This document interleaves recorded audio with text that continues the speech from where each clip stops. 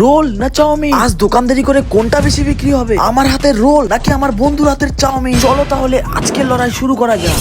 Role chowmein তো আছে, কিন্তু সবার আগে আজকের খাতা খুললাম অমলেট দিয়ে। কাস্টমারের আবদার বলে কথা। এদিকে বন্ধু যখন ভরা চাউমিনে তেল লাগাতে ব্যস্ত, ততক্ষণে আমি রোলের অর্ডার পেয়ে রোল বানানো শুরু করে দিয়েছি। আর সেই যে অর্ডার দেওয়া শুরু হয়েছে তার থামার নাম নেই। আর তাই আমিও ঘুরাচ্ছি রোল গোল গোল গোল গোল গোল। আমি তো চাপে আছি, কিন্তু আমার বন্ধুও বসে নেই। দেখো চাইনিজ স্টাইলে চাউমিন দাঁড়াচ্ছে, তাই দেখে কাস্টমার লাইন দাঁড়াচ্ছে। চাপ তো আমার কাউন্টারেই বেশি থাকবে, কারণ আমাদের দোকানে আলু রোল অনেক ফেমাস। আবার এই আলু রোলের সাথে মাঝে মাঝে ফ্যামিলি রোলের অর্ডার পড়ছে, যার সাইজ সোদপুরের জাম্বু রোলের থেকেও বড়।